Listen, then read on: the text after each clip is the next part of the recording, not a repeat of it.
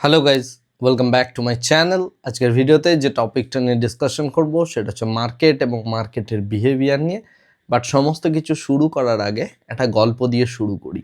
ওকে, তো গল্পটা হচ্ছে আমেরিকার জো কেনেডি, যিনি ছিলেন, অর্থাৎ আমেরিকান প্রেসিডেন্ট যে কেনেডি ছিলেন তার বাবা। তিনি যখন শেয়ার মার্কেটে ইনভেস্ট করতেন, ওয়াল স্ট্রিটের বাইরে ঘুরে বেড়াতেন। ওকে, এবং তিনিও যথেষ্ট পপুলার একজন ব্যক্তিত্ব ছিলেন। তো জো কেনেডি যখন একটা সময় এসেছিল 1990s দিকে, তো সেই সময় জো কেনেডি যখন যাচ্ছিলেন, এক্স্যাক্ট ইয়ারটা আমার মনে নেই, ইয়ারটা আমি ভুলও বলতে পারি। তো তিনি ওই ওয়াল স্ট্রিটের বাইরে একটা, যেখানে জুতো পালিশ করা হয় সেরকম জুতো পালিশ করার এক ছেলে বসেছিলেন। তো তিনি তার কাছে নিজের জুতোটা দেন এবং জুতোটা তিনি পালিশ করতে থাকেন। ওকে, যিনি জুতো পালিশ করছিলেন তিনি। তো যখন এই জুতো পালিশের কাজটা চলছে তখন ওই যে জুতো পালিশ যিনি করছিলেন সেই ভদ্রলোক জো কেনেডিকে বলছেন যে আপনি তো স্টক মার্কেটে থাকেন, এই মুহূর্তে এই শেয়ারগুলো ইনভেস্ট করা উচিত, এই সেক্টর অনেক উপরে উঠছে, এই সেক্টর ভীষণ ভালো একটা রেজাল্ট দিচ্ছে, এই সেক্টরের এই হচ্ছে, এই স্টকটা ইনভেস্ট করা উচিত। মানে সেই জুতো যিনি পালিশ করছিলেন তিনি তাকে অনেকগুলো অ্যাডভাইস দেন স্টক রিলেটেড। তো জো কেনেডি কী করেন, জুতো পালিশ করা হয়ে গেলে তাকে পয়সা দেন এবং তার সাথে কিছু টিপসও দেন, মানে মানি দিয়ে তারপরে তিনি জুতোটা নিয়ে চলে আসেন এবং অফিসে ঢুকেই প্রথম তিনি তার ব্রোকারকে ফোন করেন। ব্রোকারকে ফোন করে বলেন সেল এভরিথিং, যা কিছু আছে সমস্ত কিছু সেল করে দিন। ওকে, কারণ মার্কেটে জেনারেল পাবলিক যখন ওয়াইজ হয়ে যায় সেই মুহূর্তে মার্কেট কখনোই আর বাড়তে পারে না।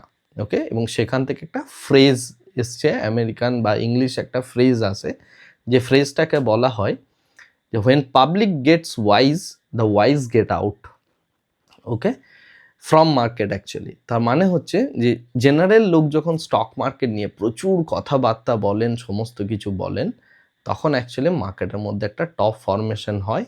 সেই মুহূর্তে দেখবেন একটা চরম ইউফোরিয়া কাজ করে সারাউন্ডিং স্পেসে। তো সেই কারণে সেই জায়গা থেকে আউট হয়ে যেতে হয়। আমি এই কথাগুলো আজকে কেন বলছি বা গল্পটা আজকে কেন শোনাচ্ছি না, মার্কেট ফলের সাথে এর কোনো সম্পর্ক নেই, আমি বিশাল কিছু প্রেডিকশন দিচ্ছি সেটাও নয়। আমি এই কথাগুলো এই কারণে বলছি কারণ আমার ইনবক্সে আজকের ডেটে মেসেজের বন্যা বয়ে গিয়েছে।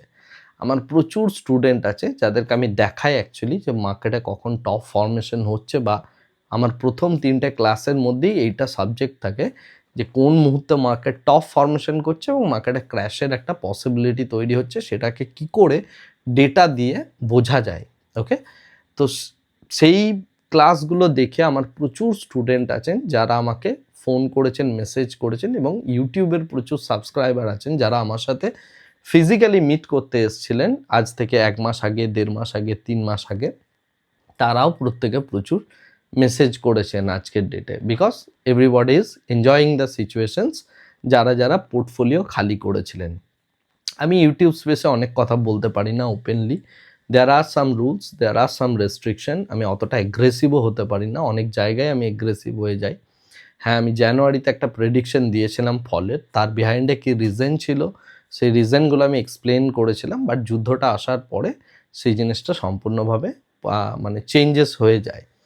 এর সাথে সাথে আমি আরেকটা কথাও বলেছিলাম আজ থেকে 2-3 সপ্তাহ আগে, যে আমার কিছু সেবি রেজিস্টার্ড যে বন্ধুবান্ধব আছে তারা বলেছিল যে অক্টোবর থেকেই ফলটা শুরু হয়ে যাবে। রাইট, আমি এই বিষয়গুলো নিয়ে অলরেডি বলেছি। এনিওয়ে, তো সেই ফল যথারীতি চলছে। মার্কেট আজকে 24,080 কাছাকাছি জায়গায়, 70-80 কিছু একটা জায়গায় প্রথম লোটা ফর্ম করলো এবং তারপরে শেষ লাস্ট আওয়ারে একটা হালকা বাউন্স। এই মুহূর্তে রিটেলার যারা আছেন তারা সবসময় বিভিন্ন জিনিসপত্রগুলো ভাবছেন যে এবার হয়তো আমি অ্যাভারেজিং করব। অনেকে আমাকে প্রশ্ন করছেন যে এই সময় কি করা উচিত। কেউ এটা ভাবছেন নতুন করে ইনভেস্ট করা উচিত, বিকজ মার্কেট 10%, 15% ইত্যাদি ফল করে গিয়েছে। রাইট, আমি কোনো বিষয়ে আপনাদের কাউকে ইনফ্লুয়েন্স করব না, বিকজ আমি শেয়ার বাজারে ইনফ্লুয়েন্স করা, টিপস দেওয়া, তার সাথে সাথে ট্রেড রেকমেন্ডেশন করা এইগুলোর বিরোধী। আমি শুধুমাত্র নলেজের জন্যই বিষয়গুলো বলি। স্টিল আমি কয়েকটা অ্যাডভাইস দিচ্ছি, আপনার পছন্দ হলে নেবেন, না হলে নেবেন না। আপনি আমার সাথে সহমত হতে পারেন, বিমত পোষণ করতে পারেন। প্রথম অ্যাডভাইস যেটা দেবো, এপ্রিল 2025 আগে অবধি 1 টাকাও ইনভেস্টমেন্ট করবেন না এক্সট্রা। ওকে, যেগুলোয় ফেঁসে আছেন, কোন স্টক, কি শেয়ার, কি হয়েছে না হয়েছে, আমি এইসব গল্পে যাচ্ছি না। জেনারেলি মানে যে ঘটনাটা আমি আশা করছি, আবার আমি ডেট, টাইম ইত্যাদির রেসপেক্টে রং হতেই পারি, বাট সিচুয়েশন ওয়াইজ আমি সচরাচর রং হই না। তাহলে যদি রং হতাম তাহলে আমি 26,000-এ মার্কেটকে শর্ট করতাম না, বা 25,000-এও শর্ট করতাম না, বা 24,700 ভাঙার সময় আমি কোয়ান্টিটিও অ্যাড করতাম না, রাইট? প্রত্যেকটা জিনিস হয়েছে ফেডের রেট কাটের আগে আমি বাই করে সেই জিনিসটাকে, মানে অপশন বাই করে, লং টার্ম অপশন বাই করে সেই জায়গাটাকে উপরেও তুলেছি। হ্যাঁ, টাইম ওয়াইজ আমি রং হতে পারি, বাট সিচুয়েশনস ওয়াইজ আমি অতটার ভুল হই না ম্যাক্সিমাম টাইমে। তো আমি অ্যাটলিস্ট এটা মনে করি যে অক্টোবর 2025-এর আগে শেয়ার মার্কেটে ফ্রেশ ইনভেস্টমেন্ট করার স্কোপ নেই। তার কারণ হচ্ছে ভ্যালুয়েশনকে এবার অনেক নিচে নামতে হবে। ভ্যালুয়েশন যেটা স্কাই রকেট হয়ে গিয়েছিল সেই জায়গাটাকে অনেকটা নামতে হবে। হ্যাঁ, এর মধ্যে কি কিছু শেয়ার ওপরে যাবে না? ডেফিনেটলি যাবে। অনেক শেয়ার আছে যারা এখান থেকে বাউন্স করে উপরে যাবে, আবার ফল করবে, আবার বাউন্স করে উপরে যাবে, আবার ফল করবে। প্রত্যেকটা শেয়ারের যা কারেন্ট প্রাইস রয়েছে সেগুলো নোট করে রাখুন। যদি না সেগুলোকে আপনি 40% আরও ডিসকাউন্টে পান, তাহলে ওর মধ্যে কোনোভাবেই অ্যাড করবেন না, এবং টাইমিংটা হতে হবে 6 থেকে 7 মাস সময়। ওকে, তারপরে এখন অনেকেই আমার এই বক্তব্যটার বিরোধিতা করবেন এবং কমেন্টে প্রচুর ভুলভাল জিনিসপত্রগুলোর বন্যা বয়ে যাবে, বাট আমার কিছু যায় আসে না। যেটা আমি দেখতে পাচ্ছি সেটা আমি দেখতে পাচ্ছি, রাইট? এখন যেটা বিষয়, ওই যে বললাম, এই যে মার্কেটে, স্টক মার্কেটে যে ভাইবটা তৈরি হয়েছিল, এই ভাইবটাকে এবার নষ্ট হতে হবে। যতক্ষণ না হচ্ছে ফ্রেশ মানি, ইন্টেলিজেন্ট মানি এবং ভ্যালুয়েশন ওয়াইজ যে পকেটসগুলোতে ইনভেস্টমেন্ট হবে, সেই ইনভেস্টমেন্ট বা সেই পয়সাটা এখন আসবে না, এবার মার্কেট থেকে উইথড্র হবে। কেন উইথড্র হবে আমি কয়েকটা জিনিস বলে দিই। এতদিন অবধি আপনি দেখেছেন এফআইআই সেলিং করছে, আর 2000 পয়েন্ট যদি মার্কেট কোনো কারণে ফল করে, এই মান্থে নয়, পরের মান্থ, তারপরের মান্থ, তখন এমন প্যানিক সৃষ্টি হবে যে ডিআইআইও সেল করবে। ডিআইআই সেল বলতে আমি এটা বলছি না কোনো মিউচুয়াল ফান্ড সেল করবে না, মিউচুয়াল ফান্ড তো সেল করতে পারবেই না। তার কারণ হচ্ছে এই পয়সাটা তাদের নয়, তারা সেইভাবে সেলিং করতে পারবে না। পাবলিক মিউচুয়াল ফান্ড থেকে বা পাবলিক বিভিন্ন জায়গা থেকে পয়সা উইথড্র করবে। যখন সেই পয়সাটা উইথড্র করবে, তখন অ্যাকচুয়ালি মার্কেটের মধ্যে আরও প্যানিকের সিচুয়েশনস তৈরি হবে, অনেকে পোর্টফোলিও সেলও করবেন, রাইট? ফলত এটা একটা ক্যাসকেডিং এফেক্ট দেবে, যেটাকে বলা হয় জলপ্রপাতের মতো ফল করা। এই বিষয়গুলো নিয়ে আমি এর আগে, আজ থেকে প্রায় 2 মাস আগে এই বিষয়গুলো নিয়ে এর আগেও ডিসকাশন করেছিলাম। অনেকেই আমাকে বলেন যে আপনি নেগেটিভ কথা বলছেন, আপনি ভুলভাল কথা বলছেন, আপনি এটা মনে করছেন যে মার্কেট মানে উপরে যাবে ইত্যাদি ইত্যাদি। যার পয়সা ইনভেস্টেড আছে সে মনে করে মার্কেট উপরে যাবে, যে ক্যাশ নিয়ে বসে আছে সে ভাবে মার্কেট নিচে যাবে। তো সিনারিওস বিভিন্ন সময় বিভিন্ন জায়গায় বিভিন্ন রকম হয়, এবং সেই সিনারিওস অনুযায়ী প্রত্যেকে নিজের আমরা আমাদের ভিউ দিই। বাট র্যাশনালি যদি চিন্তা করি, আমার এই ইউটিউব চ্যানেলের মধ্যে অনেকেই আছেন যারা ওয়াইজ, আমার থেকেও ওয়াইজ প্রচুর জন আছেন। তারাও অনেকে বলেছিলেন যে let's get out of this market, এই মার্কেটে ভ্যালুয়েশন অনেক হয়ে গেছে, মানে হাই হয়ে গেছে, রাইট? অনেকেই বলেছেন, আমার সাথে অনেক বাকবিতণ্ডা অনেকের সাথেও হয়েছে, রাইট? আমি এটা এক্সপেক্ট করেছিলাম জানুয়ারি থেকে, সেই জিনিসটা অক্টোবরে হচ্ছে because of some geopolitical reasons.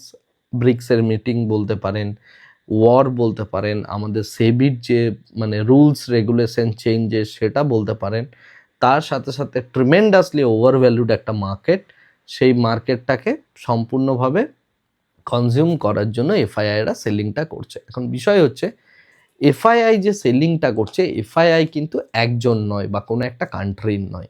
FII হতে পারে কোরিয়া থেকে এসছে, এফআইআই হতে পারে সে অস্ট্রেলিয়া থেকে এসছে, এফআইআই হতে পারে সে জাপান থেকে এসছে, এফআইআই হতে পারে সে ইউএস থেকে এসছে, এফআইআই হতে পারে কানাডা থেকে এসছে, কেউ হতে পারে সে ইউকে থেকে এসছে।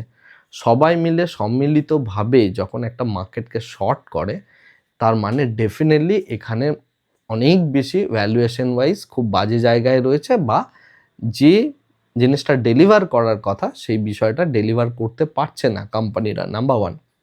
নাম্বার 2 হচ্ছে মার্কেটের মধ্যে প্রচুর এমন পয়সা চলে এসছে যে পয়সাটা এবার শাক করাটা তাদের জন্য অনেক বেশি ইজি, রাইট? সেকেন্ড যে বিষয়টা নিয়ে কথা বলবো সেটা হচ্ছে যে এই মতো সিনারিওজে ফ্রেশ ইনভেস্টমেন্ট করবেন না। অনেকেই এভারেজিংয়ের কথা বলবেন, অনেকেই বলবেন ডিসকাউন্টে পাওয়া যাচ্ছে ইত্যাদি ইত্যাদি। যতক্ষণে না ভ্যালুয়েশন ওয়াইজ কোনো স্টককে আপনি আন্ডার ভ্যালুড পাচ্ছেন ততক্ষণ অবধি নো ইনভেস্টমেন্ট। আমি জানি আমার এই কথাটা শুনতে খারাপ লাগবে, বাট এটা করতে হলে 1 বছর 1.5 বছর ওয়েটও করতে হতে পারে, বাট সেটা করতে হলে করতে হবে। এই সিনারিওজে সব থেকে বেশি পয়সা যারা বানাবেন তারা হচ্ছেন যারা এফএনও ট্রেডিং করেন।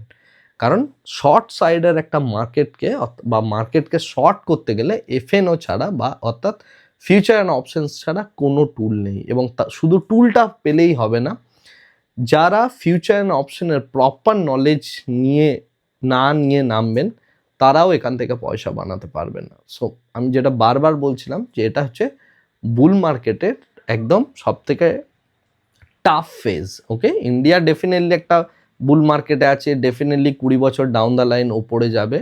20 বছর ধরে আপনি যদি আপনার ইনভেস্টমেন্ট হোল্ড করতে পারেন সেই বিষয়টা ডেফিনেটলি আপনাকে একটা পজিটিভিটি দেবে ইত্যাদি ইত্যাদি। স্টোরি যা আপনি শোনেন সব সত্যি, বাট এই সত্যতার মধ্যেও অনেক মিথ্যা লুকিয়ে আছে। সেই বিষয়গুলো নিয়েও আমি ইন ফিউচার আরও ডিটেলসে ভিডিও বানাবো। আজকে যে কথাটা বলতে চাইছি সেটা হচ্ছে এই প্যানিক সিচুয়েশনে নতুন করে আর পয়সা ইনভেস্ট করে ফাঁসবেন না, নাম্বার 1। নাম্বার 2 হচ্ছে এফএনও ট্রেডিং যদি আপনি করতে পারেন লং মান্থের এক্সপায়ারি নিয়ে কাজ করুন। উইকলি এক্সপায়ারিতে অতটা ভালো প্রফিটেবিলিটি আপনি তুলতে পারবেন না। একটা উইকে ভালো আসবে আর একটা উইকে খারাপ আসবে, রাইট? সেকেন্ড হচ্ছে যদি আপনি মান্থলি এক্সপায়ারিতে খেলেন স্প্রেড ওয়াইজ খেলার চেষ্টা করুন। স্প্রেড আপনাকে অনেক ভালো বেনিফিট দেবে। Okay, last but not the least যে কথাটা বলবো সেটা হচ্ছে কারোর কথা শুনবেন না। নিজের ক্যাপিটাল, নিজের পোর্টফোলিও, নিজের রিস্ক মেনটেন করে চিন্তা ভাবনা করে শান্ত মাথায় কাজ করার চেষ্টা করুন। আর যদি ইচ্ছে যায় যদি আপনার মনে হয়ে থাকে প্রফিট বুকিং করবেন, এখনও আপনি বেশ ভালো রকম প্রফিটে আছেন, পার্ট প্রফিট ডেফিনেটলি বুক করুন যে কোনো রকম হাই ফরমেশন হলে বা উপরের দিকে গেলে।